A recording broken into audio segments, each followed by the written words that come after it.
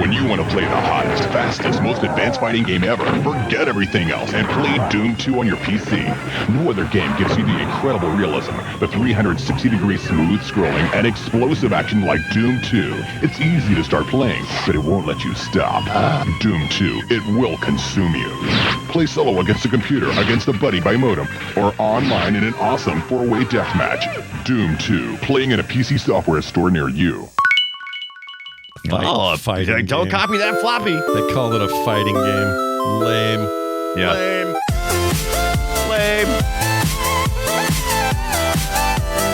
Whoops. I'm in the wrong place. There we go. World's biggest fighting game. Give me a break, guys. It was 1993. Yeah, a 4-player fighting game is the world's biggest. They could have figured that out, I think, back then. Anyway, hey, it's Play Retro. We're here to talk about old games. My name is Scott Johnson. I'm one of your hosts. And when I'm making Doom levels for my office pals to play, I took special care to make sure the blocky toilets were in the right room, the boss's rooms were full of demons, and the parking lot was packed with ammo, just like real life. Pew pew, take that, eyeball demon. Tell Satan, not today. Not today! Damn you, eyeball demons. And I'm your other host, Brian Dunaway, and this Doom guy is getting hurt plenty by these one-eyed moons of Mars flying meatball demons that are definitely not beholders of the Underdark. Bunch of Sprite-based cockademons. Cockademons? Cockademons. You ask me. Also, cockademons. Also, shareware forever, baby. Copy that floppy. Yeah. Copy it. They wanted you to copy the floppy back then.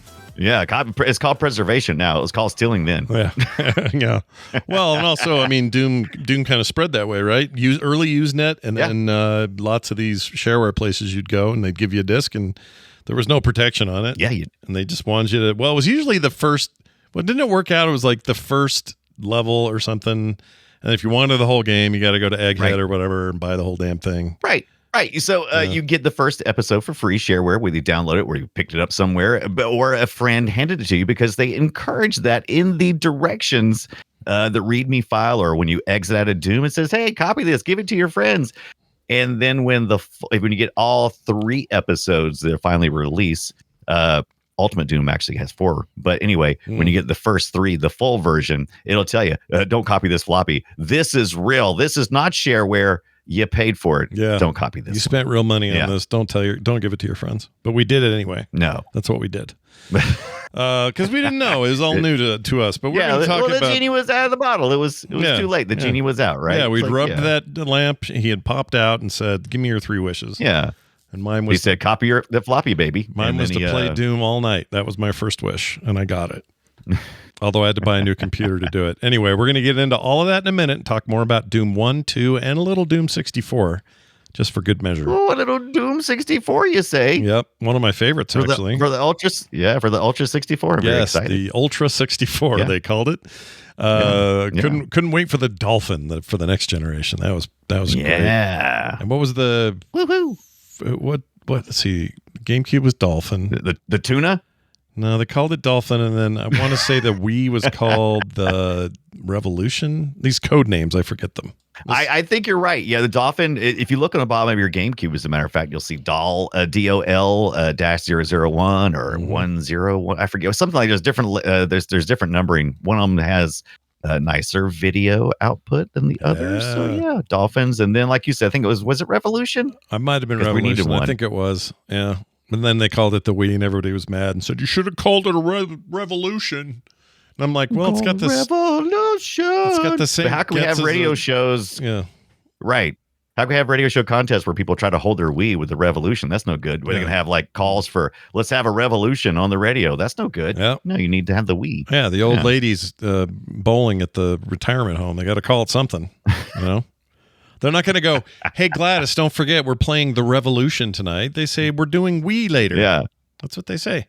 We're doing the Wii later. We're doing the Wii. Anyway, we'll talk about all that in a minute. Before we do, though, the week in retro for me, I didn't have a lot to say about anything I did retro-wise, although I did play. I played a couple old retro games in bed, some arcade stuff, but outside of Doom, played a ton of Doom.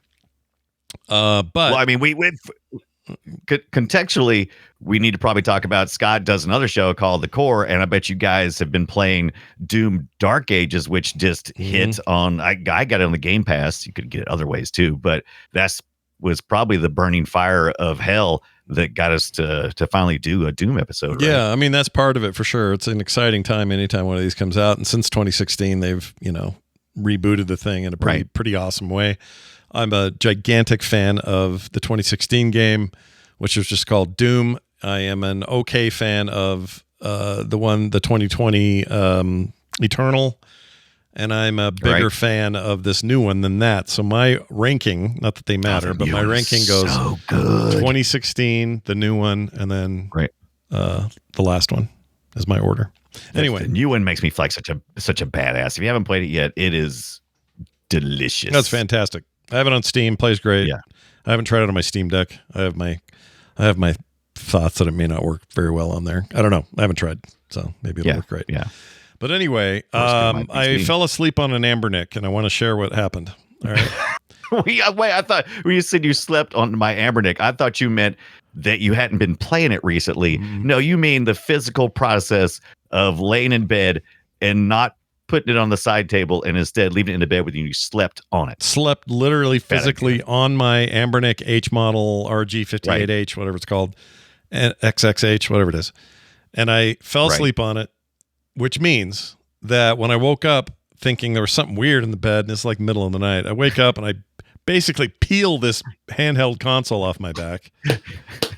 And it left the two little analog stick marks, the four button marks, like a little bit of edge of the screen, like all these little edges, all these little tweaks. So I had this little indentation. I went in the bathroom, turned on the light. Sure enough, it looked like it was like Indiana Jones with the hand, like getting that burning his hand on the medallion. It was like that. So that was cool. Isn't that like what they tell you not to do with like phones because you can overheat the battery and it can cause like fire and everything? I mean, come on, man. Well, in the case of this, it wasn't on, so your phone's always kind of on. This wasn't on; it was turned off. Right.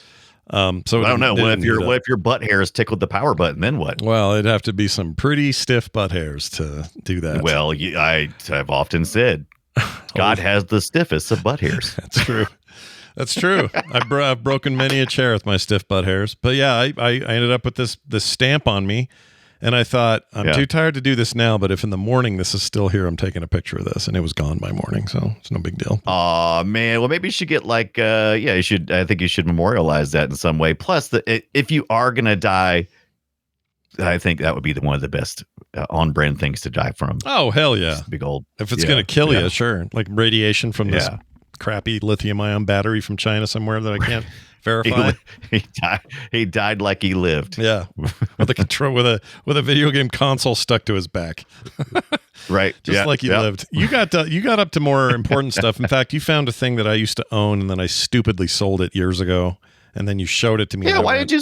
Man, I want that. Why did you so stupidly do that? So it's Memorial Day weekend here in the U.S. And we headed, as you often do, you got to go find a sale. So we went to the mall yesterday, and I was in there, and we found this Sega Saturn Virtua fight sticks. So when Virtua Fighter first came out for the Sega Saturn, this is one of the first arcade type sticks they released. Picked it up from, I forget the name of the place in the mall, in the Haywood Mall. Someone will probably tell me. Anyway, I paid like $50 for it, and I actually didn't even pay for it at all because Audrey picked it up for me. But I got it home, I cleaned it up, degreased it, and it works like a charm. I got to play some Doom over the weekend on my Sega Saturn. Watch the Play Retro YouTube channel, by the way. I'm going to be covering the Sega Saturn Doom, which sucked butthole, but apparently if you go to Doom World, there's a dissecting of that, and people are patching it, specifically this one guy, and we'll talk more about that later. But anyway, I played the patched version of that with my joystick, and it was pretty fun. And you said you had picked this up. I'm assuming you probably picked it up that like day one. That's like a Scott thing. Oh yeah, pick up day one. Well, pick up day one of your Virtua Fighter. Yeah, when Virtua Fighter was available, I picked it up together. I don't remember. It didn't launch with the machine, I don't think. But when it did, I was like, well, yeah, duh, I'm doing this. Because it's way cool. It's got speed controls. It's got, I guess you can turn on. There's like switches for all the buttons that allows you to like double tap and everything. Ooh, double tap like with zombies. Yeah. But I played a butt ton of Sega Saturn over the weekend with this controller. I'm pretty impressed with it. It's a little. I don't know if you can hear this or not. Let me see. I don't hear it. It's cutting out. Yeah. Oh, a little bit. Yeah. Anyway. Yeah.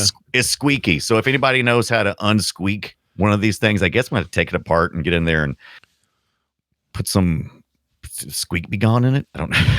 Squeak be gone. I don't know. Yeah, I don't. I'm sure it's the product. Also, look at this. World Market hooked me up with some gamer gummies. Pac-Man. Oh, I thought that was a cup. That's full of gummy. What's the just candy in there? Full of gummies. Yeah, full of candies. Have you tried them? Yeah. Have you eaten them? 20% fruit juice. From concentrate. What the other 80% is, I'm assuming, is power pellets. Yeah. Right? Squeezed ghost juice or whatever. So hold on, are those good? Have you eaten them yet, or you haven't opened them yet? No, still closed up. Haven't opened them yet. I figure I'll open them this week sometime during the stream and gum it up. Nice. No, people love hearing you eat gummies. On stream. People love when you eat on a pretty microphone. excited They're big fans. Well, there are people that like that, the mukbangers and all that shit, but it's not interesting to most. Yeah, some ASMR. But man, I will tell you, this Sega Saturn Virtua Fighter stick for $50 is brought me $50 worth of joy.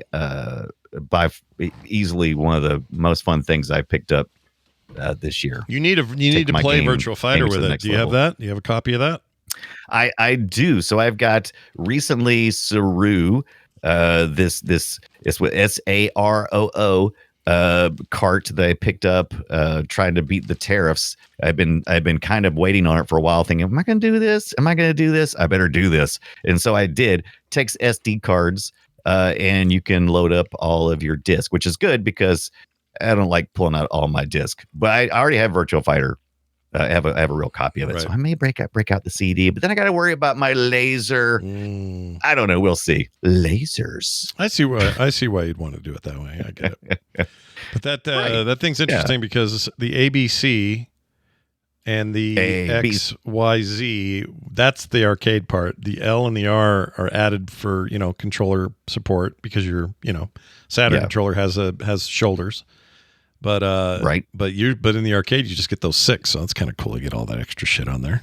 It is. I was reading some reviews on it. Is it convex? Is this a slightly convex? The buttons are definitely smaller than you would have had at the arcade, but it definitely gives you the feeling of arcade-esque. They got another stick. I think they have like maybe 4 or 5 different sticks, and they've got some that are with bigger buttons. It seems more arcade, but I think I like the nice compromise of this because this is what you would. Oh no! I lost my stand. So this is the standard controller that you would have. The 6-button controller, great for fighting. Let me ask you this. I got a close up of this here. Yeah. You got the XYZ, ABC, and L and R switches up there. Look like knobs, or not knobs, but what do you call them? Those are adjustments. So they got 1s and 2s on them. So what does it do? What does it control? Each one of the buttons you can have it either set to a single, like a single function, like the auto fire. Yeah.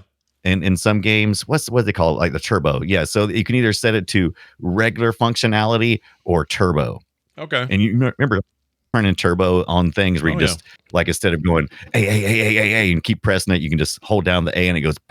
Yeah, it's how you would cheat at track and field and shit like that. Yeah. Not cheat, improve your gameplay, Scott. Cheat. Jeez. Cheat. Yeah, the guy, the guy who sold it to me said, "Yeah, I bet you people used to hate this when if you played against them, I bet they wouldn't be your friend for long." And I'm like, probably not. Screw those guys. So you in there right now? Move around a little bit. Let me see you move. Can you move? Oh! This is I've got my wrong button. What's that now? Can you move that screen? Can you make your guy move? I'm looking at Doom right there. So yeah. Oh, sorry about that. Let me. Yeah. So no, you're fine. Because this is my Jaguar that I'm futzing around with. Hold on, you got a Jaguar, but you're using a PlayStation 5 controller with your Jag. Well, this is Batacera, so I'm doing some emulating on that screen because I was recording pre-show some stuff that was unrelated to the Saturn. The Saturn is actually off. I could turn it on and give you some loving action. It's totally fine. It's just Doom. Doom is Doom, so I think we're good. It's not Doom on the Saturn though. Doom is Doom on the Saturn. Boy, people really got mad about that, but we'll talk about that in a second. Yeah. All right, guys, we are going to talk about Doom. It's our main topic. Get ready. Here it comes right now. Shall we play a game? Indeed, we're going to talk about 1993. Some would say 92, depending on when you got the first demo, but 93 is the release of the classic PC game Doom, which would end up on every other damn device ever, including some pretty weird stuff even today. We'll get into all that in a minute. But the original MS-DOS game was the game that made me sell my 386 and buy a 486, because for a while I actually played the demo or the first level, whatever it was, shareware thing, on my 386, and to make it run at all, I had to reduce the outer window down to like this little postage stamp size thing to have it run at all smoothly. Like, I don't even know what resolution, because it was, I mean, I think a max resolution was 480 by 640 or whatever. Yeah, So the resolution at the time for 386 and 486s was going to be 320 by 200, I believe, and so you were sub that, so probably like one something, right? Is super small. That's how an interesting way that Doom is able to run on so many things is it gives you the option to minimize the actual screenplay, the part that takes up the most CPU. You can make it smaller. Yeah. And so, 386 would not be ideal. It was way less than ideal. So I ended up getting a 486 DX40. I think that was an AMD chip. Yeah. And it was awesome. And all my friends were jealous because I was like, now look at how this thing runs. And it ran freaking beautifully. And this is, of course, prior to mouse look era. So what you had was arrow keys and a fire button, which I think, if I remember right, you would do your movement with your right hand on your arrow keys, and then it would fire with a space bar, or maybe it was control or something. But basically the reverse of what we do today with first-person shooters. First of all, the mouse wasn't involved, but second of all, your WASD is on the other hand, and so you don't even play it that way anymore. But you definitely could play it with the mouse or a joystick. So there was an option for just keyboard. Oh, I just meant I had no mouse. Like 93. Yeah. You had no mouse. Okay. Yeah, it was DOS era, man. I wasn't anywhere near a mouse. I mean, I guess I got a raw dog in it. I guess we got Windows 3.1 by then, but I wasn't messing with any of that. I was full on raw. You definitely had mouse drivers on DOS. If you would have been either between DOS 5 to 622, probably most likely. Definitely had some mouse support out there. I mean, there was no support. The problem is there was no 360 look, so it didn't matter. All you did was left to right. Yeah, a lot of. So I didn't bother. All I did was. You're not wrong. That's the way a lot of people played it, was without mouse, but it had mouse support, and that's the way we would soon enjoy our way. And Doom really kind of held your hand a little bit.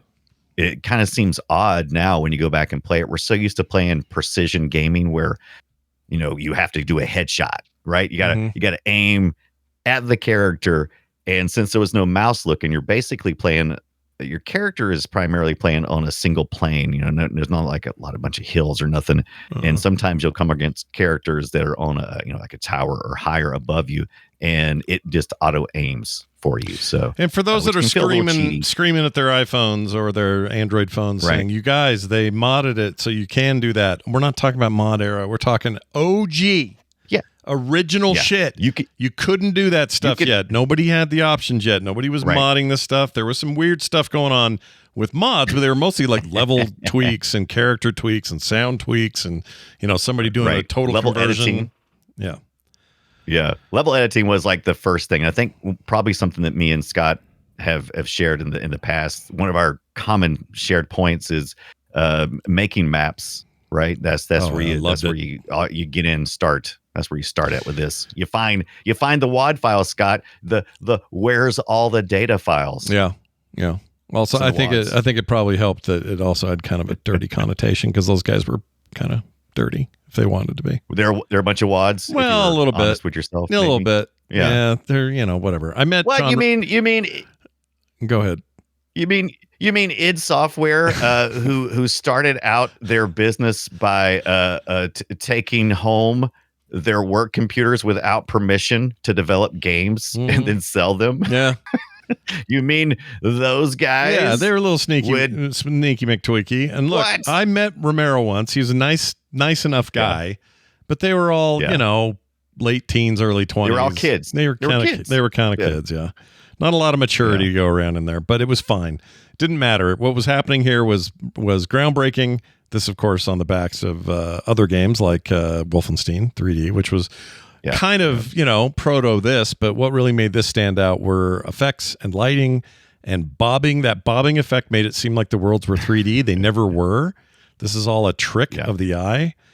None of this is 3D. It's just the illusion of it. And that's still impressive. The world is to me 3D, today. but the space within which you're moving is 3D, but the bad guys and stuff are not. Well, that's not even true. If you go look at the tech involved, it's not parallax scrolling, but you do not actually traverse any 3D space. It's difficult to describe. Let me see if I can find the way I read it. It moves the world around you, right?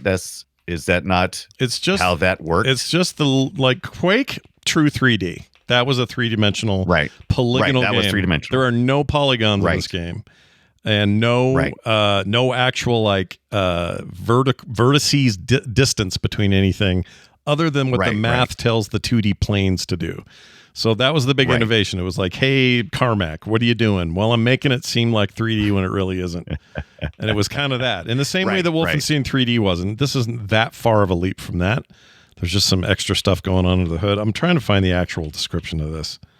2D of Let's see. 3D it's interesting we should talk about that. We definitely will get some messages about how this actually functions. But in my mind, because of the texturing and the mapping, you're moving within a 3D space, because we're not really moving in 3D space anyway. In modern games, it's all just kind of a trick. That's true, but there's something here where none of this is. Where's the words on this? There's a whole thing about this, and I can't find it. Right. But basically, there's a term for it, and the term. So if you back in the day could look up or down, they've added. That's the thing you can do now that's been tweaked to make it work. Yeah. But if you could look up or down in the game, it would break everything. Doom like nobody's business. By the way, sorry, apologies. Yeah, it would. It would just totally F it up. And did. Right. So when people would mess with it, now since then, like I said, there've been mods and stuff. I forgot is it Brutal Doom? Anyway, whatever that one is. That one's awesome. Right. It's got crazy guns. And it's not Final Doom. It's something more recent. Okay. Brutal Doom. Okay. I forgot. I think it's Brutal. Shit. I meant to have this handy. Look. I'm going to go ahead and get some of those angry emails, and I would like some productive emails. We're not Doom experts, because no one can be, because the Doom is so far and wide. It would be impossible, I think, to be a total expert on Doom, and the expert's going to let me know. But anyway, here it is: Brutal Doom 2012. Brutal Doom. Now that game added all kinds of features, not just it's on ModDB. Other places too, but anyway, it's not just a overhaul of the engine. It is that, but it's a bunch of other stuff too. It's got new guns, new abilities, new effects, insane amount of fire and explosion and blood everywhere. Yeah, it's very cool. And your mouse looking up, down, left, right, whatever. Particle effects. Yeah, it's very cool. So if you haven't seen Brutal Doom before, super easy to install. I did this not long ago, and it was great, super fun. And when you do add mouse look to the original Doom engine, by the way, Doom 2 also uses the same engine. When you add mouse look to it, it really breaks the effect. If you've ever played, when you play in Doom, you'll notice that the sprite characters, they're flat and they kind of follow you wherever you go. So like it's like a picture kind of like watching you. So if you kind of like make a circle around that sprite, it'll just keep showing you the face, right, or the back if the animation requires it. But it flips over really quickly, so it just looks like either front, back. But if you get the mouse look on there and you start looking up and down, it gets weird. You can definitely see that it's just flat sprites at that point, because that third dimensional movement that you can make up and down, it blows the effect completely. So, in my opinion, here's the note I found finally. Notes. The video shows, let's see, many 3D features are have limitations. Doom, blah, blah, blah. Okay, Doom maps are represented in 2D. People often use that as an argument for the entire game being 2D. The 2D presentation is possible because Doom can't do rooms above rooms. The map itself has height for floor and ceiling, and these affect gameplay in various ways. So if you're able to cheat that by going up an elevator or something, it's actually lying to you. You're not really going up anything. The imagery around you is being forced down and out of view. It's clipping through this imaginary floor and ceiling. There's like a whole thing. Makes sense. I read this somewhere, saw a documentary on it. It's really fascinating because what they were able to achieve effectively felt like, we were walking into a new version of 3D, but we really weren't yet. We were just kind of like on the end of whatever the tail end of Wolfenstein was in terms of technology. Yeah. And, we were just now getting out of understanding sprite scaling to make you feel like you were going forward and backwards, right? It's like, oh, that's getting larger. Oh, the creature's getting big, or that barrel's way down there. Now I'm closer to it. Like a lot of this stuff, you don't think about it while you're playing, which is the point, right? You don't want to think about it while you're playing. Yeah. But in retrospect, it is a pretty big feat of what they accomplished here. Yeah. And there were a lot of games about to do it. There are other games that claim they did it before. We're not too far here from Duke Nukem, which would do very similar things with was that called that engine? Not the Source engine. That's Valve. No. The Byte? No, the Build engine. The Build engine. The Build engine. Yes, we just recently talked about that. We did. Yep. Which is making a bit of a comeback. Some people are making new games in that engine, which is pretty fun to see. But yeah, for 3D realms. I thought I was gonna. I remember. So my journey with first-person shooters, I'd played around a little bit with Doom and other games, Wolfenstein and Wolfenstein. I played around with all those a little bit, but I didn't really get into them. My friends were really big into it. I'm like, this just seems weird. My journey really started with Quake. And so for a long time, I couldn't bring myself to go back and enjoy Doom because it wasn't Quake, right? It felt like a step back. Yeah, it definitely is. Then I eventually found ways to enjoy it. And this past week, I really got a chance to dig deep, and I was able to pass the mark of getting past the fact that I'm fighting 2D sprites and get into the action and the gameplay. Also didn't like the fact that it auto aim for you and stuff. I didn't like that crap. I was used to Quake. It's like you got to have the precision to nail it in Quake. And so Doom, I was like, what is this? It's just auto aiming? Is this a game? Is this even a game? Again, not a true 3D Where's environment. the rocket jumping? If it was a true 3D environment, you wouldn't have that problem. But Quake comes along and says, it's up, it's down, it's left, it's right, it's 360 degrees everywhere. It's rocket jumping. Yeah, and it's platforms. If you aim down your sights at somebody, it is going to shoot at that trajectory, not some auto aim, not some arbitrary thing. If you're up higher, it will shoot down toward the thing, and it will do the math necessary to follow that trajectory and make its mark. It'll use some floating point. It'll get some FPU in there. Yeah. Why not? That's a big deal, though. It's a huge deal. It was. But, one thing that still stands out about Quake, and even at the time I knew it was ridiculous, is having that rocket launcher just right out of the middle of your chest, like some kind of rocket dong. It was just, just so stupid. Yeah, it was stupid. It was so stupid. It was stupid. I mean, you had the same, Doom had a very similar thing with its rocket launcher, but there was something about the way it looked with Quake. Like, they're not fooling. They're not fooling me. I know what they're doing. No, it felt like it was so, oh Jesus, erect, right there in your face, right? It was terrible. But but I actually appreciate it. I felt like there's more bounce in Doom for your hand and everything. That didn't feel like it was there in Quake. It just felt bobbing, like the bobbing's way more. In fact, too much. Like they had to scale it back. People complained that Doom was making them sick and Quake wasn't. And it's because Doom decided to have this very deliberate, like, when you ran. It's a little much. Look at it right here. You can see it. It's just like, brr, brr. It's like too much. And I remember, but once you get used to it, it's great. Oh, it's fine. I never had trouble with it, but I know people who struggled with it and couldn't get, they would get motion sick just because of this bob And most games now, Yeah. Quake included, had ways of reducing the bob or increasing it or whatever. So Yeah. I want to increase my bob and weave, please. That's something else, but Yeah. still, that's. I know what you're saying.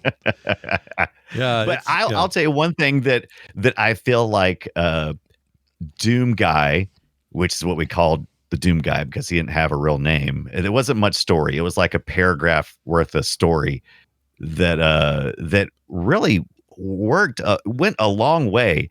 You're Doom Guy, and because you're a smart ass, you're in the Marines. Or whatever is the future space Marines that is this company. I forget exactly what it is called. UAC? No, that's the company. But anyway, you're in the future Marines, and you're a smart ass, and you get shipped off to Mars where they're doing some experimenting with. I think they were trying to do interdimensional travel, if I'm remembering this correctly. Yep. Correct me if I'm wrong. And instead, they end up opening up some portals to a hell or maybe a dimension of hell. It's a hell. On the moons. It's a hell. Yeah, of Mars. Yeah. So, is it? What's the not Probos?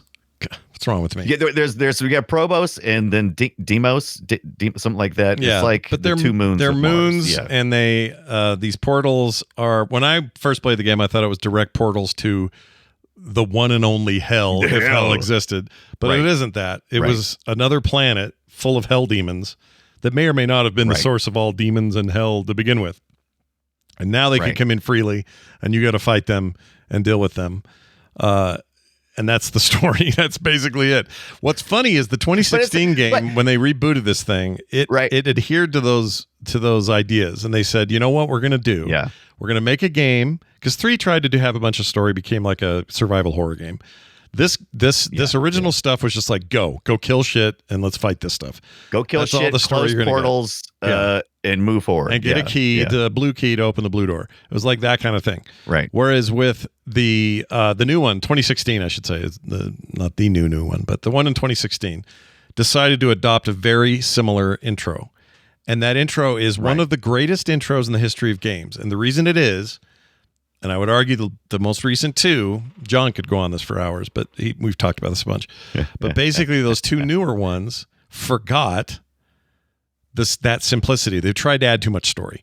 And I understand it's hard not to. I get it. I understand why these sequels maybe needed it. But the Doomslayer, they call him now, Doom Guy, in that first 2016 return, when he gets out of there and he hears the final words of the psycho doctor that opened up these portals, and all he cares about is smashing the radio that it's coming out of and cocking his gun and let's go, was the perfect tone for Dune. It's perfect. Yes. And they'll never, I don't know if they'll ever reach that again. It was really something. And this new game, as good as it is, it's just like, you don't need all this story. And I know I know it's tricky. I understand this isn't that simple. There's arguments to be made, but man, the simplicity of it works, right? It's just like, go kill stuff. I like the very first part that I played of the new Doom. Is I like what they've done with the balance of it, because we are living in a time when you can create these really interesting stories that are almost beyond what they can do in Hollywood. Obviously, we saw the Doom movie. We watched that on FilmSec.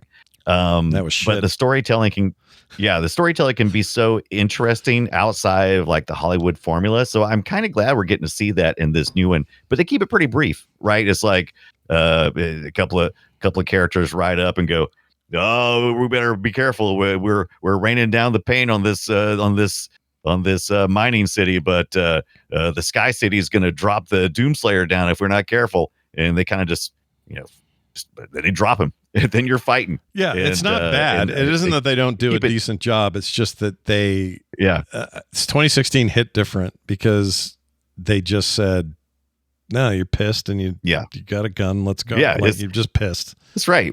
You want to see your stupid face down at the bottom, which is one of the most brilliant life meters in existence. Is watching your face slowly become more bloodied. Yep. As you take damage to your health and armor. Mm-hmm. And they just keep it simple. You run, you shoot crap, you blow up oozing why there are explosive green ooze barrels. It doesn't matter. You blow them up and it blows up any baddies nearby, which are what, marine zombies, or which you mostly face Some of them are. at the beginning. Yeah, at the beginning, there are the Marines that have been affected by the portal, and then then you start seeing the fire chucker guys and all that, fire demons. Yeah, stupid fire chuckers. Oh, those are imps. Yeah, you asked that this past week to win some contest. Imps those dicks. More like demons, right? Those imp guys. Yeah, imps are dicks. By the way, cyber demons are dicks. Imps They're are all dicks. They're all dicks. Every one of them. So one of the things I didn't realize until I played Doom this past week is I've always went with the default. Okay, what do I want? There's 5 levels of difficulty when you start this game that you choose. It's what are they? Do you remember what they are exactly? I should know these by heart. I can pull them up, but it's hurt me plenty as your default. The new one actually changes it and people are mad, but in the past they've always been the same. There's nightmare at the very end or something like that. It's that's when it becomes, you got respawning characters and things. Let me see. Here it is. I found it. It's easy, normal, hard, nightmare. Some say ultra violence. Hurt me plenty. What was it called? Easy, hard. It was called it was all clever plays, hurt me plenty. Don't hurt me. What was? Here it is. Okay, I found the actual one. It is I'm too young to die. Right. Hurt me plenty. There you go. Yeah. Ultra violence. Yes. Nightmare, and I can't find the other one. Nightmare. Yeah, I think Nightmare is the one that they respawn. Anyway, the point is this: I didn't realize playing it this week because I'd always went hurt me plenty, and I'm better than average at least, right? Or at least on average, I'm at least as good as that. You don't, when you're playing these first couple of the first couple of levels on the episodes, it's really slow going. You got a pistol, and then you got to kind of work your way through until you get into running some guys that are carrying some shotguns. Then you can start picking up shotguns and that kind of stuff. If you go to Nightmare, man, you could pick up rockets and and the machine guns and stuff early on. It's more difficult, but it's more fun because you get into the action a lot quicker. And so I've kind of shifted my go-to gameplay of trying to get through those first levels to just let's play Nightmare, and I can generally get through the first that first level pretty easily. Didn't get too hairy till along the way. Later in the game it gets pretty hairy, but it gets bad. Yeah, it gets man, it doesn't take long. It ramps up quickly. So the standard hurt me plenty is your normal, hard would be considered ultra violence, and nightmare extreme. Easy is hey not too rough, and easiest is I'm too young to die. So there you go. That was the OG 93 version of the game were those settings right there. Right. I love it. They're pretty great. I don't, and they haven't really changed that until recently. The new one's different, and I forgot what they were, but they did something different, and it pissed people off. But people like tradition. Yeah. It's hard. Yeah. And right away, I don't know if I played a lot of single player on Doom because I just didn't. Quake was just, for some reason, I almost instantly started playing that with my friends. I think the networking stuff was a lot easier. In Doom, we were still doing IPX. Get out your BNC connectors and hook up your machines with other people. And I just didn't do that very much. Did you get a chance to play much multiplayer? Yeah, I worked at an office at the time, and we had all night matches. So basically, that was the place where we started making our own levels, and the level we made was based on our office. And we had, although this for some reason it had a huge courtyard and a giant bonfire out front. That was weird. But anyway, we built this level. Me and my buddy Andrew, who worked there together, he and I, and we would then play it at night and have these massive death matches with everybody. And we would play with different mods, here's the Simpsons voice pack, or here's the Star Wars mod, or whatever. There's a lot of these things you could plug in and play. But for the most part, we did that one level and would play all night. We just could not get enough of this. And it's the same group I did the same stuff with when Quake came around. But in both cases, it was easy because we were on a network. We were on a LAN that just immediately was ready to go. We didn't have to do anything special. So it wasn't me fighting over trying to do stuff online. Although my buddy, that same friend, Andrew, we decided we didn't live very far from each other, but it was still about a block and a half. And we were like, well, I really want to do this. And we could not get modem and dial-up to do what we needed. So we drug a Cat 5 or whatever it was at the time, Cat 3, whatever it is. We drug that across multiple houses, multiple fences, tried to hide it in the trees so nobody could get to it, bought a big spool of this stuff. And then we would play, and it worked, and we would play and play and play, basically created a little closed network. Until suddenly it would like break and it wouldn't work. And we'd like, what the heck's going on? And we go outside and find out a dog chewed it or a car snagged it. So they were loaded up with his lawnmower. Yeah. So I had a lot of that going on. And again, that all led to, my time in Quake and multiplayer. It's all related. It's all one big, one continuous line from Doom to Quake. Doom, I should say, not Doom. And it sort of set me up for the next. Honestly, I think it's maybe the most formidable time in my gaming life, which is kind of hilarious because I'm not super shooter-centric anymore. I like tons of genres, but this is where I spent so much time. And the creative aspect of building your own maps and WAD files and all this stuff, that's what really hit it home, because it wasn't just a thing we were firing up and playing what the developers made. We were playing shit we made, and that was unbelievable at the time. So I was all into that. I loved it. And if you don't think that was important, then all you got to do is head over to Doom World and look and find out that people, even today, all these years later, are still creating content, modding, and doing things. It is a very active community. People are constantly trying to put this on anything that they can. It is a game in and to itself to put this thing in places that it probably shouldn't belong. Yeah, you go check out. They've still got forums. Remember those? Tons and tons of content in the forums. They are, various active. Most of the time, pretty active. Yeah, you got like 2 hours ago, an hour ago, somebody did the mini hangar vanilla, somebody's made a new map.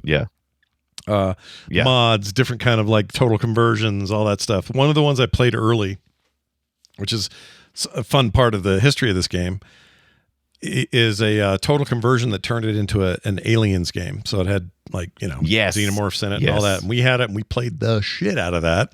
It was scary. It was actually really, really good. But then found out later, this was originally supposed to be, Doom was supposed to be an aliens game. They had a deal. They were working with Fox at the time to get it done. It was all nearly done, and the whole thing fell apart at the last second, and they said, fine, we're going to keep our own creativity, do our own thing, not have to be controlled by the studio and be told what to do. And so Doom became what Doom became. But it was originally, Space Marines going after aliens in a licensed aliens game, which is, I did not know that at the time, but then, people making these alien conversions basically kind of gave us what that might have been. Lots of weird stuff. I remember somebody made a Nerf mod and we all tried it at the office and it was just this game with Nerf darts, Yeah. I mean, they didn't have a business model around, they could have made a lot of money, but instead what they did make a lot of money, but instead what they did was, they made something and they released like source code. They released they recognized that the community was what was going to keep this game existing. Right. And so they just kept doing that. And oh man, it made so many of us gamers, not just like, I was a gamer, with my Sega, my 8-bit computers and stuff, and I fiddled around, but it wasn't until this that I felt like I was part of the system. I was totally invested into gaming at that point. And I'm like you, I was first person shooter centric completely. During like the Quake time and stuff. But again, was no other games. It was like we were having fun with it, but it was also, I'm making stuff. I made these texture packs that looked like the lady we worked for. We hated our boss. She sucked. We hated her. Yeah. So we put her face on all our Quake characters. Just smeared her all over. So you major leagued her. Kind of. Gotcha. Yeah. Right. We actually did, and we also put. So for a while there, they were all the models, because there were no female models early on in Quake. It was all just dudes at the default. Yeah, models. I mean, it was so we took them out. We took them out of the thing and applied textures to them, and the ones we did were a body texture of a shirtless, tattooed up. Who's the singer? Kind of punk era, muscly guy. I can't think of his name. He has I'm a liar. Yeah. Is that it? Yeah. Henry Rollins. Henry Rollins. So he looked like Henry Rollins, had tats all over him like Henry Rollins, and they were based on his tattoos. Doom character. So we did that, and then we took this lady who we worked for. Her name was Cindy, and we put her face on all these guys. So they were all a bunch of Henry Rollins bodies with Cindy faces. Except they had a hat on that was either red or blue. Right. And then that's how we would do team deathmatch or capture the flag mods and stuff like that. And we would play and play and play and play. But if it wasn't for Doom and that initial stab at creativity and modding, it would, I don't know if I'd ever I don't know if I'd be doing this show. I don't know if I'd even care about games the way I do. I loved that. Yeah, stuff. because it got you over into, is it GameSpot? Is that what you did for a while? No. That you were like, put your comics, so who was it? I had my comics up on, that was a lot later, but that was on, GameSpy. That's where it was. GameSpy, but you got your start with GameSpy because of your love for this type of thing, right? Custom servers and private servers and all that stuff, absolutely. And by the time, what was that, 2001 rolls around, GameSpy. And I've got I've got my own Unreal Tournament stuff going on. Like there was a bunch of things that led to that, but they all kind of stem from competitive shooters with a bunch of tools to make your own shit. And there's not enough of that now. Like there's not nearly enough of that. All these kids playing Fortnite, I think it's great that they're loving their game. Right. And I think it's cool that Fortnite has a bunch of creative tools to do cool stuff in there. But it's not the same. You need that hackery kind of like, how do I make my own WAD? This guy's got a tool on a BBS. I'm going to download that shit. Like, I miss that. The closest I really saw happen is probably Minecraft, and then we got Gary's mod and that kind of stuff. But there's things out there like that. But man, this really did change everything. How I looked at gaming, and it was just, I feel like I was part of the process, and that was amazing. So thank you. If you've never seen, you've listened to or watched Masters of Doom. Like their little, you know what I'm talking about? Mm-hmm. Yeah, the little backstory behind a lot of this stuff.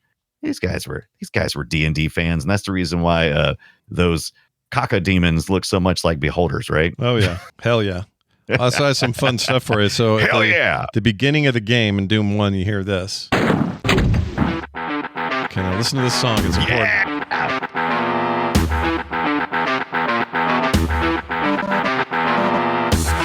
Okay, give it a sec. You need to hear this one bit, and then I'm going to give you the comparison.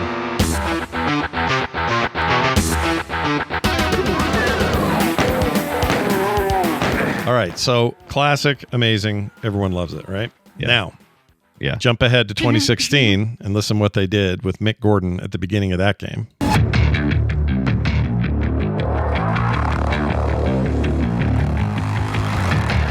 Basically his version of this song.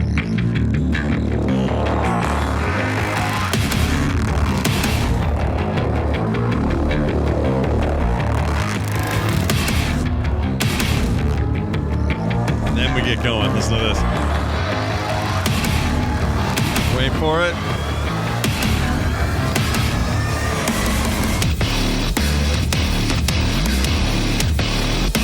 One of the greatest video game soundtracks ever made. Yeah. Period. Yeah, dude, that's so badass. And of course, all the guys in software, well, I suppose it felt like it was a culture of let's do some rock. Where's those album covers of satanic imagery? Let's just really push back against the establishment that's been kind of pushing this satanic panic and just lean straight into, we're gonna go straight to hell and fight demons. Upside down stars, pentagrams, upside down crosses. Like they went all in. Yeah. And, I was old enough now that I could do this stuff on my own. I was in my early 20s, so I didn't have to deal with my parents or anything.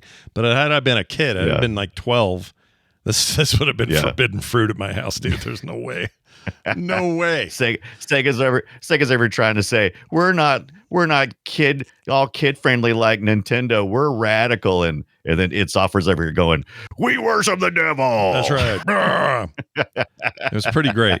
So another fun thing in the Doom 2 game, which we haven't really talked about yet, but Doom 2 is a lot of the same. It's like, here's more. It's the same. It's the same engine. It's more, instead of doing Shareware where you're dropping episodes, they have 32 levels, and it's more linear story instead of this. When you're on Earth, base to base kind of thing they're doing here. You're on Earth. Correct. Yeah, you're definitely on Earth. You're not on Mars anymore, and you're going through the ruined cities and bases and military stuff. You're still doing this.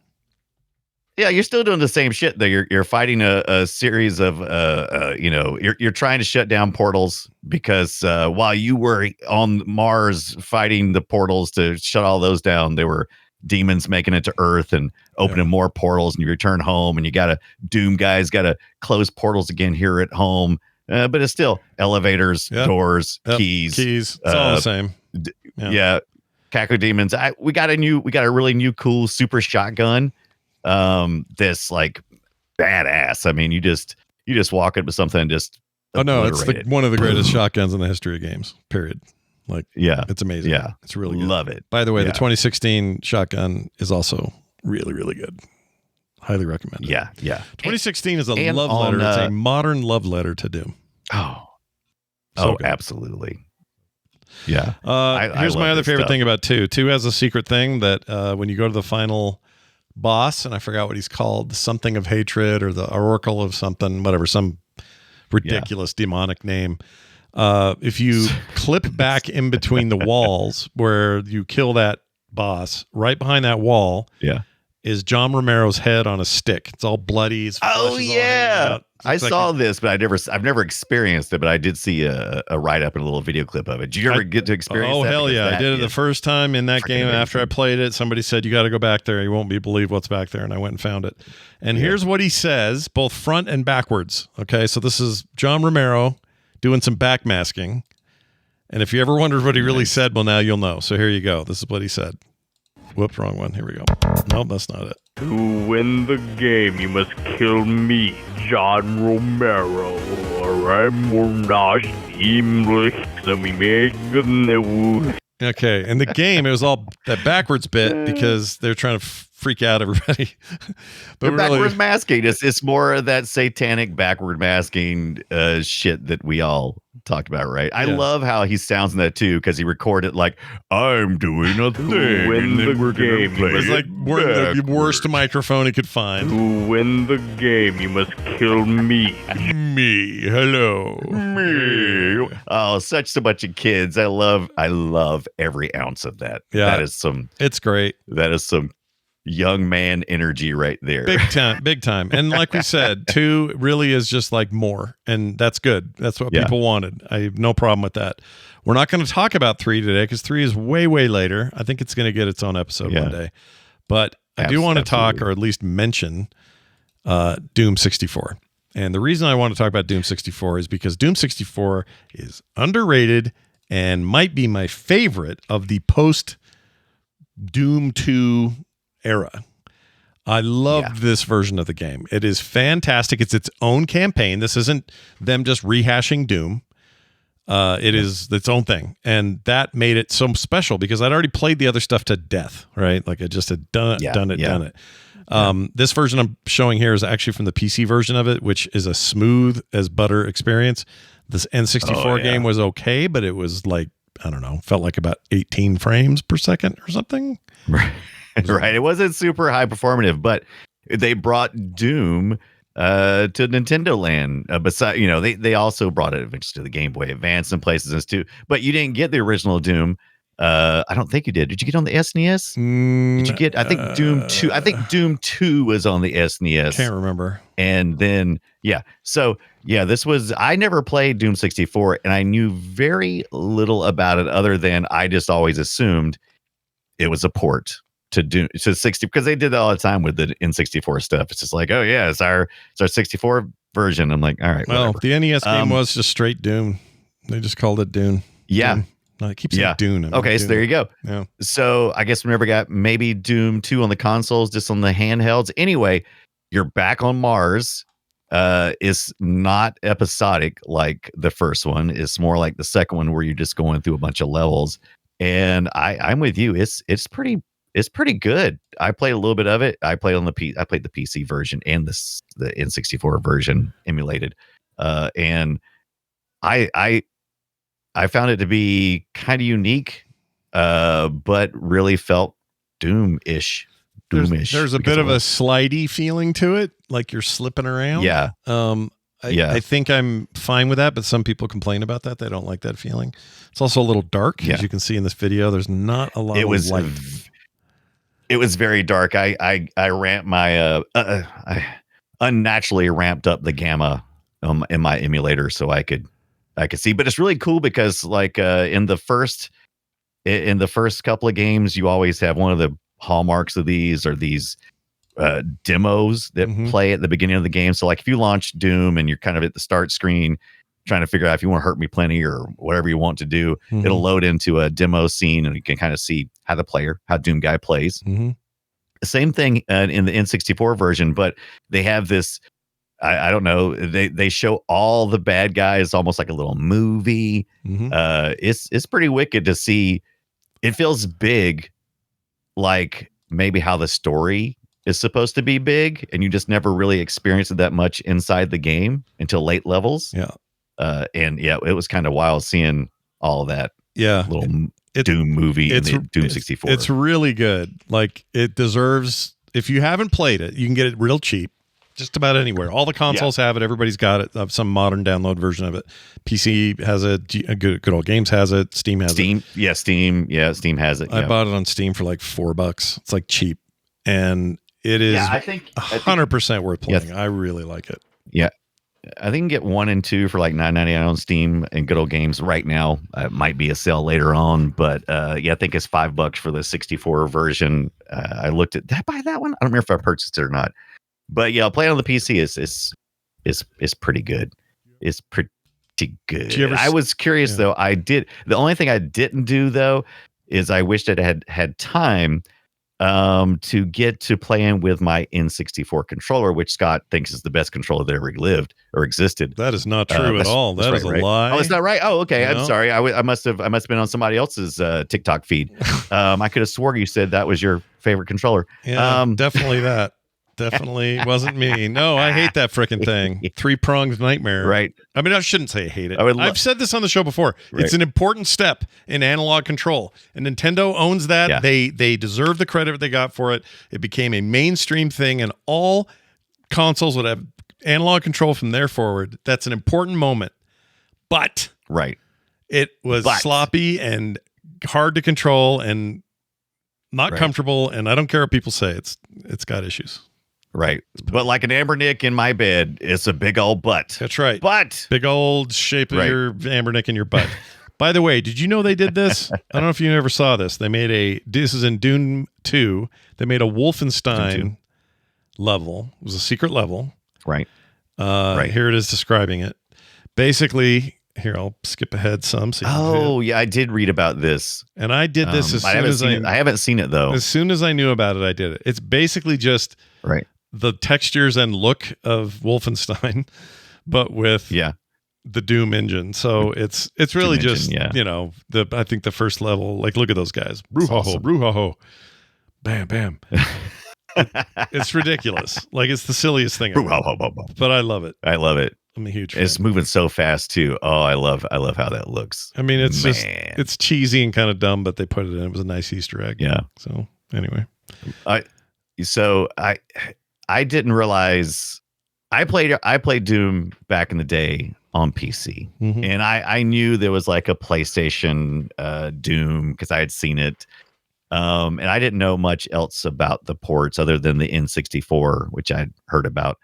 Otherwise, I was pretty, clueless as where else it was running. I knew it was a game in modern times to see what you could port it to, but I didn't know that it was on the PlayStation. And I played the PlayStation version.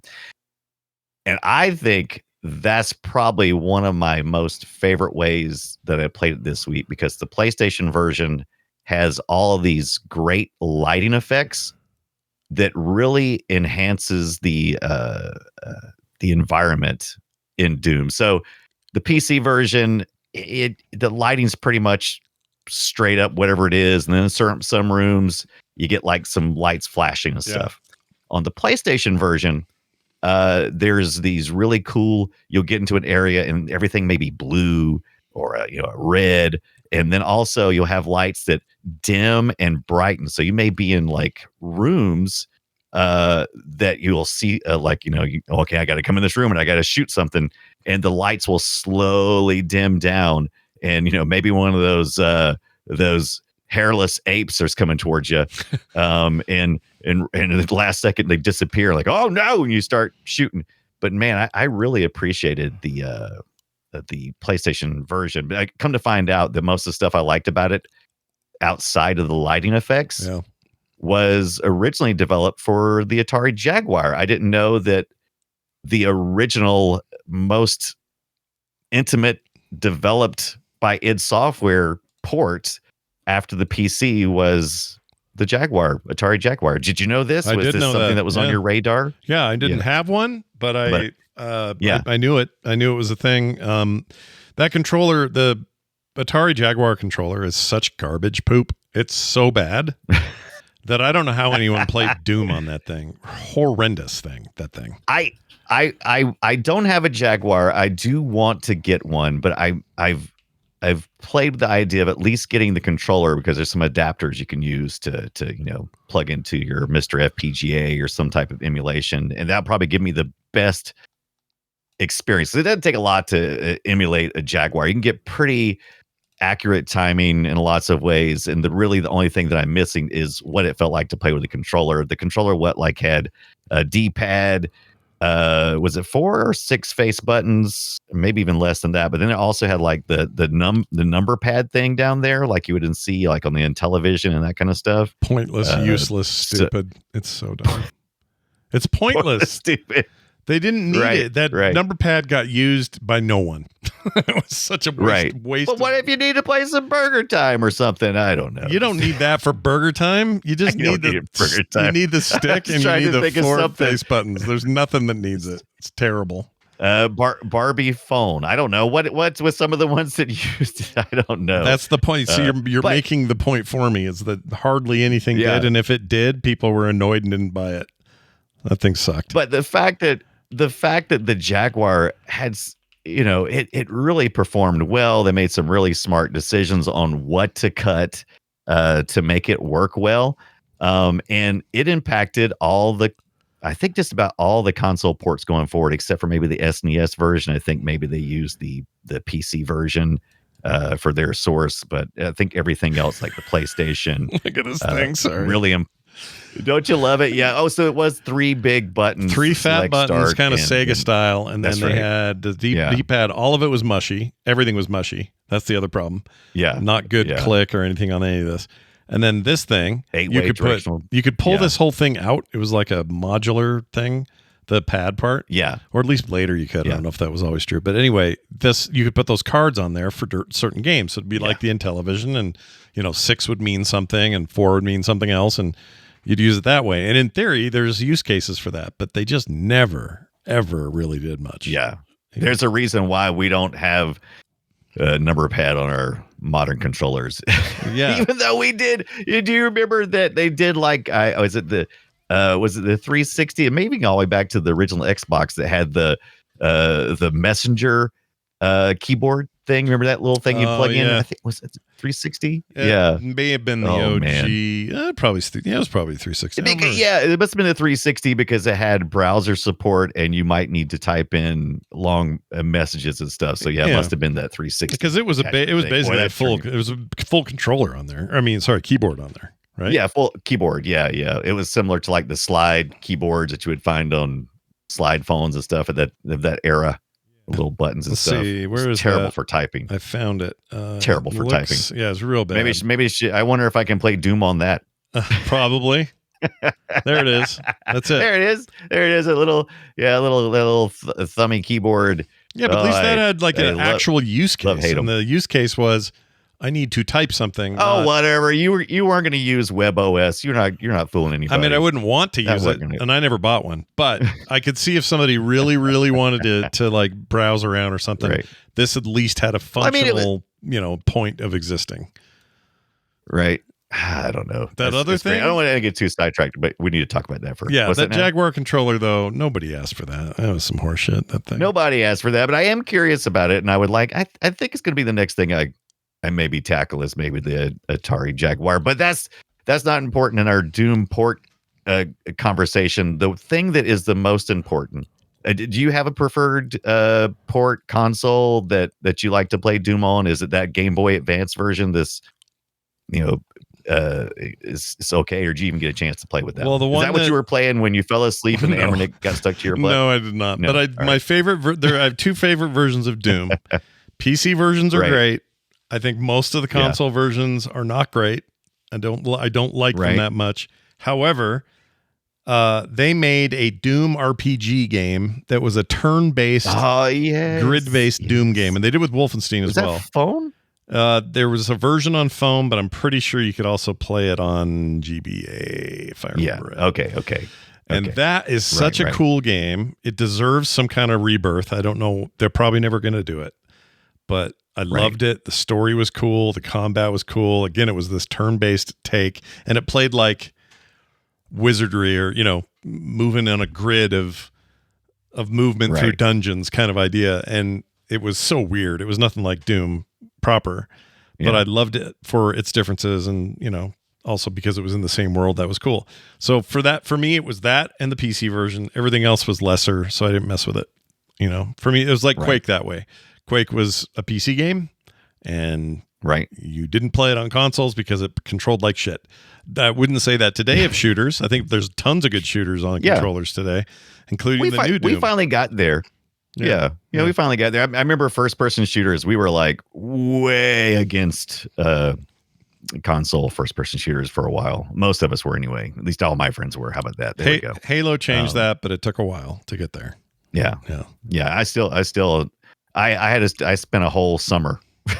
Just let me tell you about the summer of trying to figure out how to play first-person shooters with a controller, because my kids were like, play this first-person shooter. I'm like, I can't play it on that stupid controller. Give me a mouse. By the way, every time I play a port of a game on PlayStation that's like a first-person shooter, there's always typically mouse support, and I always keep forgetting there's a PlayStation 1 mouse that I need to order, and it's one of those ball mice. Are they hard to find? Can you get those pretty easy?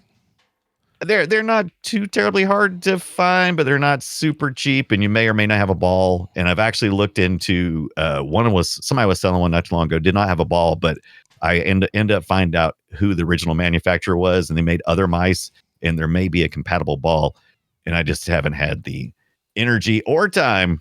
Is it right here to track that down? That's it, baby, right there. Plugs right into the PS1 era and PS2 ports, right, for your Sony mouse playing. PS2 have the same ports? I didn't know that. Didn't that work with the PS2? I think it does. I know it's like a wide low connector, but I didn't know it was the same. Yeah, I think you can. This is the ball, showing the ball of it. Yeah, the ball mice are, that's bad time.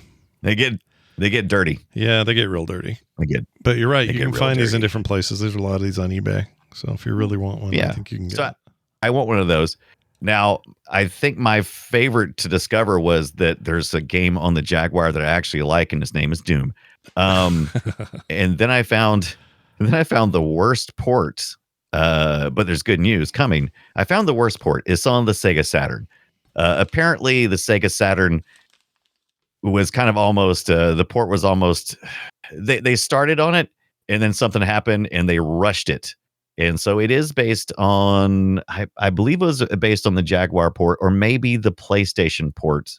I wouldn't think so. I think it'd be in competition. Some of this information is a little bit blurry to me because there is so much information about it on Doom World, because someone is they're deconstructing it essentially and making it perform well on the Saturn, where it you remember the frame rate you were talking about earlier on the 386?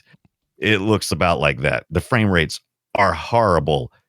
in the retail release for the Sega Saturn. People were pissed. I say. This is it right here. It's pretty $4. choppy, pretty slow. Yeah. Pretty slow. So it's been a thorn in Doom fans for a long time, and a community has released at least like version 0.2, and I played a little bit of the first 3 or 4 levels on episode 1, and those 3 or 4 levels ran amazing and run just as good as anywhere else. And I was able to play with it with my Sega Saturn virtual fight stick, which was a really good experience. So I'm interested in following that up, and I'm going to make a longer form YouTube video for our Play Retro Show YouTube channel. Yeah, baby. This week to kind of outline where that project is at. But I don't know how I'm going to do it, because I started trying to track down what all these guys are doing, and there's like a huge fix list, and they got a whole bunch more to go. But what they've got so far is sweet. Yeah. Sweet. Why do you think that version got... why does anyone care, I guess? It's like, who gives a shit? Well, it got rushed. Right. Why does anybody care? Because it was one of those things where the Doom fans, or I won't even say Doom fans, Doom obsessed people have this obsession with having Doom not only run on everything, but at the highest possible rate. Yeah. And so I guess it's just a challenge. Sure. For these people. It's kind of like where we got started, where it's like, I find the challenge of doing maps and stuff. And Doom is one of those things where people find challenge in optimization and making it, because it doesn't make a lot of use of advanced CPU functions. And so it's absorbable by someone who could potentially be, seeing the project as a hobby, right? Yeah. It doesn't require so much time that you'd have to, quit your job, but it does require enough challenge that, it's one of those little things. Yeah. Hey, I'm gonna stay up tonight, and I'm gonna make Doom run on the Sega Saturn. I respect it. I think it's great. Yeah, I mean, because there's a place to go celebrate it on that Doom World forum. You do something kick ass, and you post it on that Doom World forum, and you get reaction. Right? That's what everybody wants, a little recognition for their efforts. Sure, why not? Saturn lovers and Doom lovers unite. You're going to have a good weekend. Which is great, because they should have put it on the Sega Mars. It would have been a lot. Oh wait, yeah. The Sega Mars, the thing we would never see Sega or Mars. get. I guess technically Dreamcast is Mars, though, right? Right. Was it Nomad? Which one was Nomad? Was Nomad before, or no? That's the no. There's another one. There was another one that was like, what was it? There's a project of one that was never released. Was Nomad released? That's the handheld thing, though, right? Oh yeah, Nomad was the portable Genesis. The Game Gear. Yeah. But there was another one, Sega. I had a Nomad for about consoles. 3 weeks, and then I sold it. It wasn't great. Right. You think Game Gear was a battery sucker? I got bad news for you. That Nomad was you could hear it gulping battery. The Saturn II, according to AI, this may be some hallucination. I'm curious. I hope this is either hallucination or truth. There was a Saturn II, also known as Pluto, revised Saturn with online gaming capabilities and a proposed Dreamcast 2 with DVD support and additional memory. Oh, please let that be a hallucination. Oh my gosh, because let me tell you something. Don't name it after the furthest, coldest planetoid. Do you know what I mean? Planetoid. It's so far away. Like, it's not. That's not a cool planet. Call it Mars. Call it Venus. Call it Mercury. Do something cool. That's get closer to Earth, not further. No. Let's see. Saturn II. According to this, yeah. So it's found some verified information that this was definitely in the plan, but it didn't happen. Nice. Yeah. Right. No prototype or anything. I don't think. But anyway. Yep. Well, there you go. You can get ports of Doom anywhere. Can you run it on a pregnancy test? I read no. Is it true? I read I read yes. So I've seen both. I've heard some people say that's bullshit. And then I've seen, I included a link next to it, I believe. Is that the Slash Gear one? I forget. So I've seen both. I've seen people say, yeah, it operates on this one. But then someone else said, that's just some bullshit. They made that up. Yeah. I don't know if I believe it. And in all my research, I did not have time to go deep into it. But I do see right underneath here is a thing that says, hey, why not? It can run on a Tiger Electronics LCD handhelds. Yeah, but that's not a so that pregnancy test. Those at least have some... Right.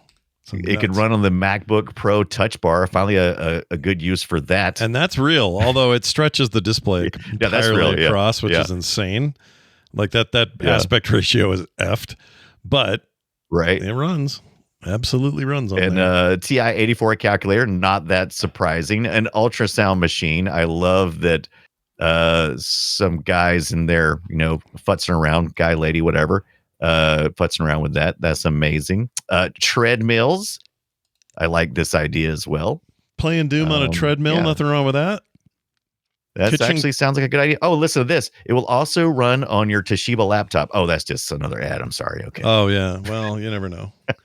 Look at this. This is it's running in a volumetric projection unit. Hold on, let me get over here. There we go. Nice. Look at like that. the little. That is some sweet. That looks fake, but I love it. I want it to be real. I think that's real. I don't know if he's actually controlling it, but the volumetric display is real. Maybe it's just running the demo or something. Maybe. Yeah. Oh, that looks cool. Isn't that cool? Yeah. Oh man, that is wicked.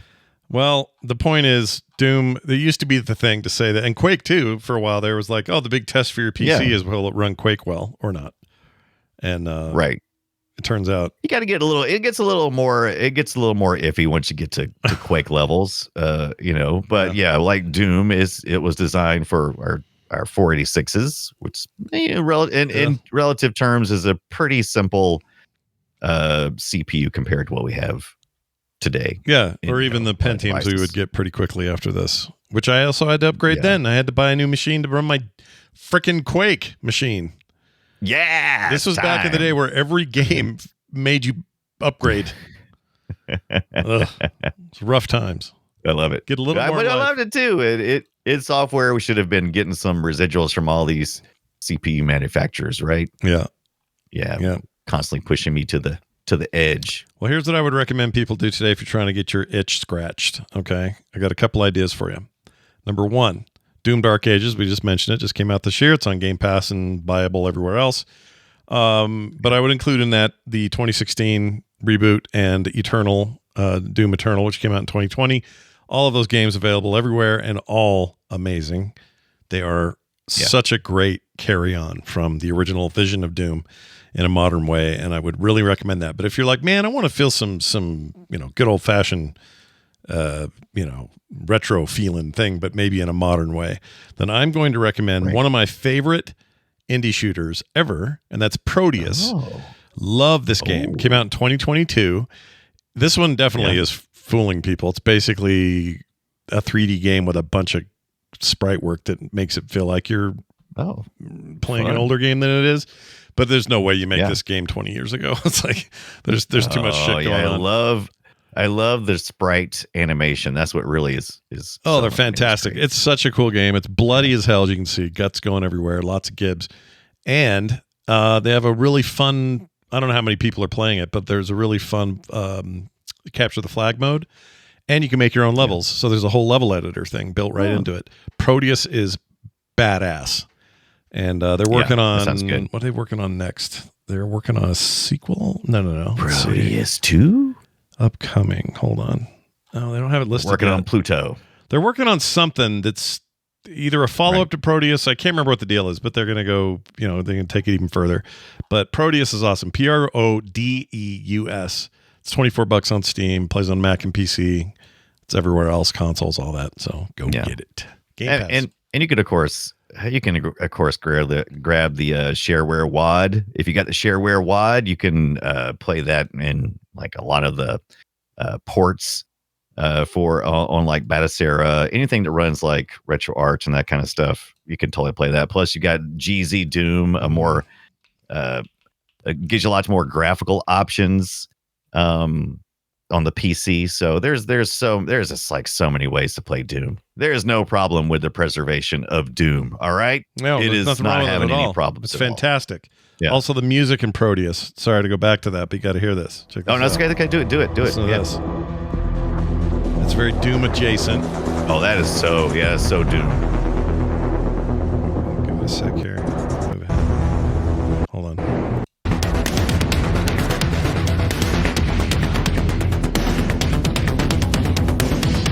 I would say it's a little more like sci-fi. Head cyberpunk. like a hole. Oh, It's a little more cyberpunk in my opinion, but it's pretty good.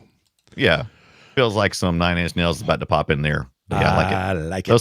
Throw some 9 Inch Nails in my head. That's right. Put them there. That's where they belong. All right, you guys, we're going to get to a game that we made up ourselves called Guess Our Game. Destroy it. This is a game where we have to play a little audio and we try to guess what each other brought to the table. We do platform and year, and then we give you 4 possible options. Brian, here is my audio from a game in the arcade in 1992. You ready for this? Yes, I am ready for this. Excellent. Here comes my thing.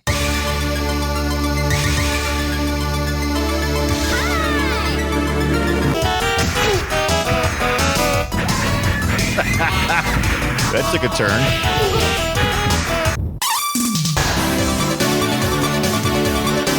Okay, you got to listen to this thing at the end here. Hold on.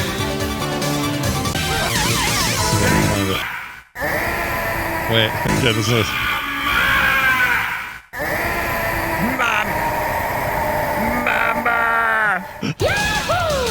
I knew you would come to rescue me. Okay, so there you go. That'll give you an idea. Here are your options. I got no idea. I love this absolute balls to the wall arcade game from 1992. I don't know what it is. It's 92 as hell. So here are your 4 options. These are none of these are Choplifter, chat. None of them. All right. Is it A, Bloodline Rebellion? Is it B? Whoops. I just skipped to the top of the page. What happened? There we go. That was weird. Sorry. A, Bloodline Rebellion. B, The Crimson Fists. C, Underground Fury. Or D, Violent Storm. So again, Bloodline Rebellion, The Crimson Fists, Underground Fury, Violent Storm. I will give you one other hint. It is a side-scrolling beat-em-up. Like that means anything. So this was a time when attract mode was trying to reach out and grab you. Yeah. So all these sound like bullshit. Bloodline Rebellion, The Crimson Fist, Underground Fury, Violent Storm. For some reason, Underground Fury, I think, is a really good bait. And I think you did a real good job, and I think you deserve the reward for coming up with something called Underground Fury because it sounds so real. I'm going to go with C, even though I absolutely do not believe in any way that it is Underground Maybe Fury. you're Please right. get me. Let's find out. C. Is it C? Oh, it's not C. Your options were sorry, I'm going to tell you your options. Your correct answer would have been D, Violent Storm. Violent Storm. Nah, it's not as good as I'm assuming that is some bullshit game that you made up, Underground Fury. Underground Fury, The Crimson Fist, and Bloodline Rebellion I made up entirely. Violent Storm is a real game by Konami and is available now. I don't think it's ever available now. It's kind of it's a game I barely knew about, like vaguely, and that's why I chose it because I was going to give you a hard one today. Nice try though. I think you did well, and I would for the record, I would play any of these names. Any of these game names are great. I would play them all. Brian, let's get to yours. Tell me my platform and my year, if you don't mind.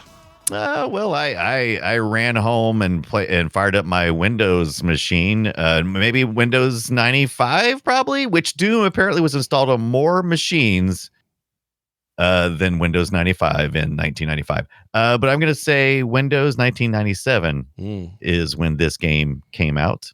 Okay, let's give it a play here. Give us a play.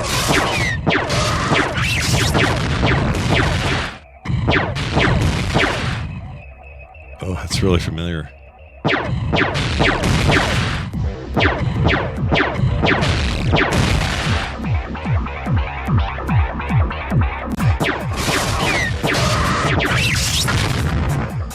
Oh, why is that so familiar? Okay, what are my options? Our options are Star Trek Generations, Yeah. B, Independence Day, C, Rebel Moon Rising, D, Star Trek Starfleet Academy. Got 2 Star Treks in here. Is that why it's so familiar? Except I'm thinking of that Voyager game, and that's not either of these. Star Trek Generations, based on the movie, or Star Trek Starfleet Academy? Independence Day or Rebel Moon Rising. Okay, I'm taking the Star Treks out. I think they're both there to distract me. Okay. The shooting sounds like the pistol in that Voyager game, but that's not on here. So, and I didn't play these other 2, so I think I kind of heard some squealy. I'm gonna go with B. I never played Independence Day. I assume it was garbage, but I'm gonna say it might have existed. So yes, B. Independence Day. B. All right, going Independence Day is a video game where you pilot an airplane. I'm assuming Will Smith is in there with some kind of virus is going to drop in on the mothership. The answer is C, Rebel Moon Rising. It. Sorry, Scott. Damn it. What is Rebel Moon Rising? I don't know what that is. I'll tell you what it ain't. It ain't Independence Day or Star Trek Generations, even though I should have thought about Voyager. That would have been better. That answer. Voyager game is so good. I think it came out the same year, too. There it is. But this is a first-person shooter, Rebel Moon Rising, which it kind of reminded me it almost looks like it was built like in a Quake engine or a Doom engine. And while I was doing my research, I was like, hey, that looks I'll bet cool. this is the Doom engine. I'll bet you money. The way it's moving. Right. They gave it less bob, but that gun front, the way the gun floats, this is totally Doom. I'll bet you. Yep. Yeah, I'll bet you that's what it was. It any good? Did it review okay, or do we know? It seemed to do okay, not great. So like middle of the little line, maybe 2.5D. So I'm assuming, like you said, probably a Doom type engine. I just like how it sounded. I thought it sounded badass, and it almost kind of sounded like phasers too, a little bit. That's why it reminded me of of Star Trek so much. I was sure I'd played that. Yeah. Let's see. GT Interactive, Fenris Wolf was the developer. The engine was interesting. It was based on it says proprietary software. Whatever they did their own. Okay. But it felt very it's very Doom, right? Oh, it's interesting. The game was completely unsuccessful. It says they claimed the release of Quake at around the same time made consumers look for 3D games rather than this 2.5D business, which makes sense. Yeah, you were one of those players. I think that's probably the most of the criticism was that. Yeah. Yeah. I'm kind of curious about it now, though. I may have to track it down. I want to play it. It's on my list. I put it on my list of I'm going to finish or play this one day. Yep. The PlayStation version never came out. They put it on hold because the PC version sold so little. So there you go. Yeah. Oh, and there's also a novelization. A Rebel Moon. That's not the thing. Is that the thing that I don't think it has? I don't think. No, I would assume it has no relation whatsoever. Are you sure? But who knows? Maybe I don't know. Because Rebel Moon Rising is the name of that movie. What's his name? Rising. Hold on a second. Rebel Moon. Okay. I'm going to learn this. All right. Zack Snyder directed these 2 movies. These are, okay, what book is it based on? Anthony Hopkins. Limited release. Sequel, Rebel 2. Okay. I can't find it. That would be wild if that stuff's connected. Yeah. That would be absolutely wild. I have not seen those movies. Right. We're saving that shit for Film Sack. That's happening one day. That's right. But not now. Not today. Today it's is not on the way. We want to welcome something to retro, guys. We gotta give big love this direction. So I'm gonna use something I usually don't use. Love. Let's use this. Sega. We'll use that. That implies it's Sega. Hold on, we'll try this instead. Right, it's not. Tony. There we go. That feels pretty good. We'd like to welcome to to Retro, one of my favorite games of all time, Hot Shots Golf Open Tee. I just made a video about this, a short here recently. Went up on TikTok and other stuff. I love that game. PSP is where it happened, and I took that game everywhere with me. And as far as I'm concerned, it's where portable golf kind of peaked. It hasn't really gotten better since then. There are plenty of good things to say about the Mario series. Certainly prior to that game's release, Mario Kart, Mario Golf GBA and Game Boy Color are two of my favorites. But this thing changed everything for me. I freaking loved it. Loved it. So if you never played it, love me some Hot Shots Golf in general. It just is. Every one of them is so much fun. So good. Love it. May 3rd of 2005. Hard to believe. It's been almost 20. Or no, it's still 25. No, it's still 20 years. Yeah, it's 20 years. It's a little over 20 years. Earlier this month, it turned 20. Yep. Losing my mind on my time here. Well done. We got some listener feedback, and it comes to us now. Welcome to the looky here. This is a text came to us at voicecast.app/playretro. You can do voicemails and text there. Easy peasy. Go ahead and use it all the time. Fuzzy Logic wrote in. Hey, Retro Dudes, I started my own video game journey with my dad's Atari 2600, but I have really fond memories of the Coleco Adam computer, and I had a Coleco Vision cartridge slot and a tape drive to run the Buck Rogers game. I think you should cover the Coleco Vision and or the Adam on your show.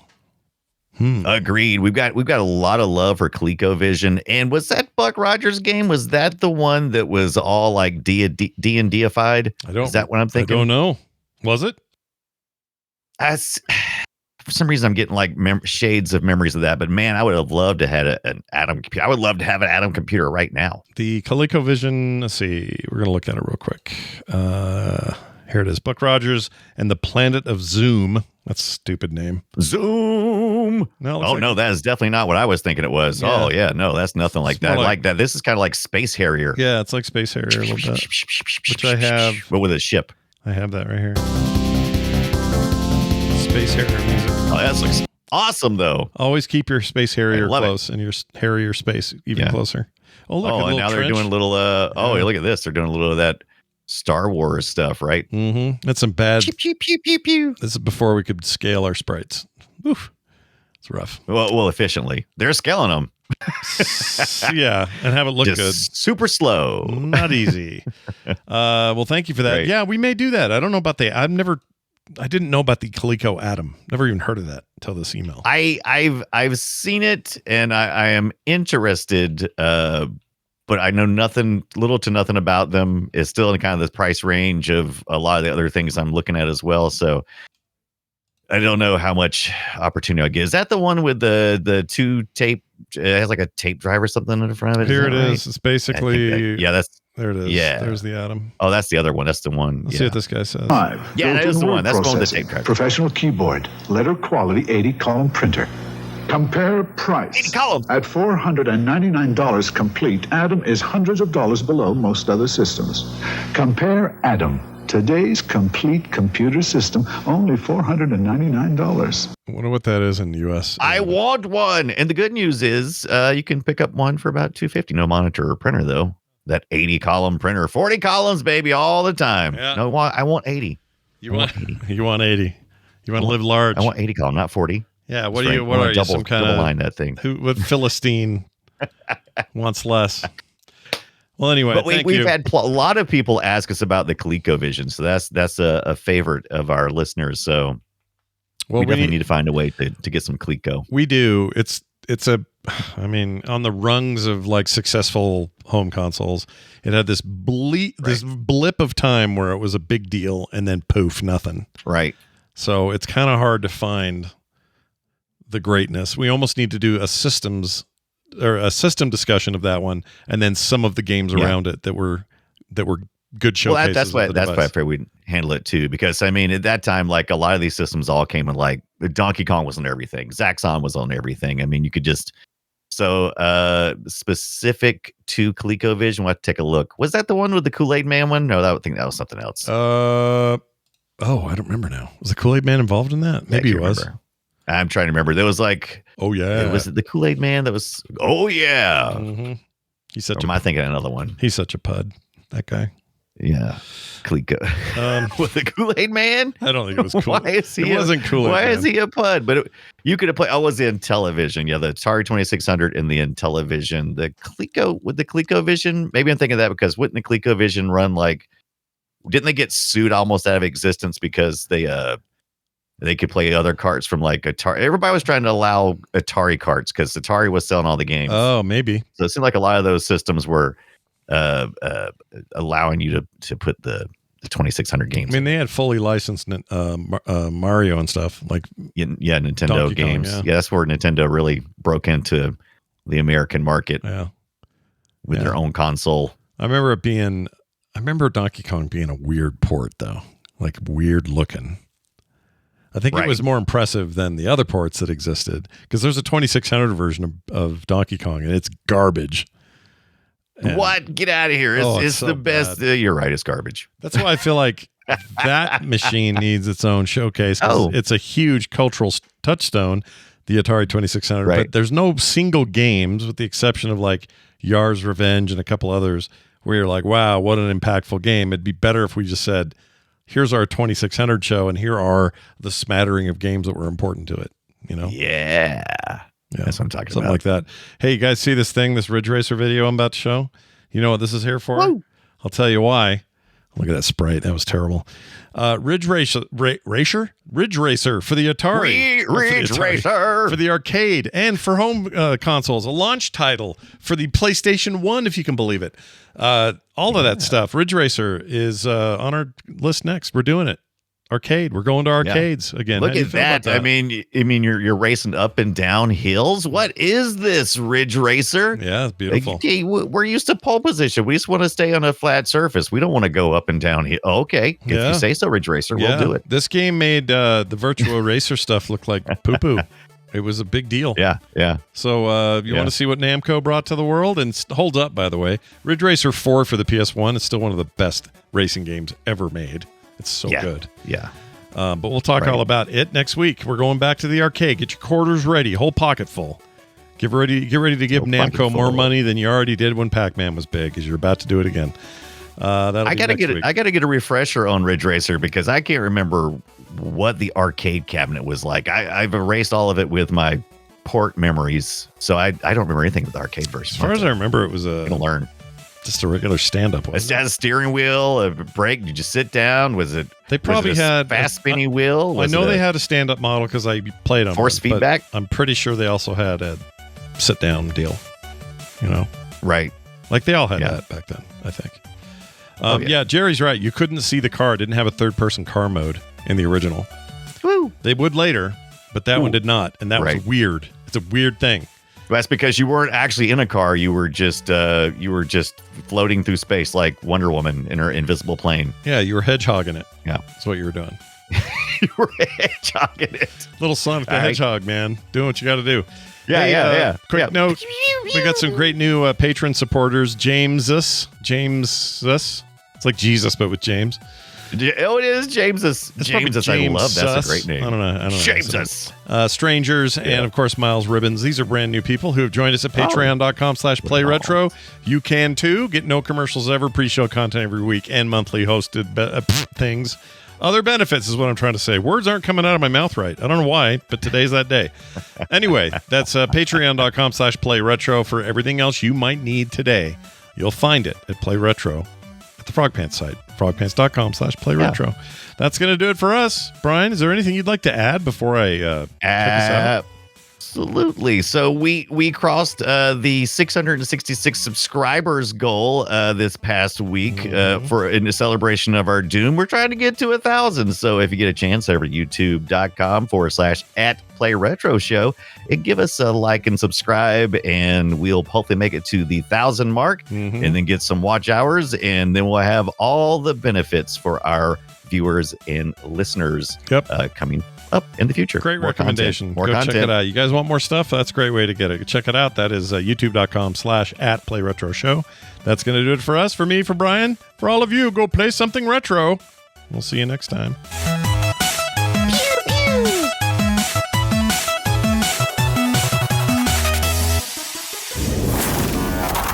Hello, I'm a tailor, and your pant size is frog. You're always welcome at frogpants.com.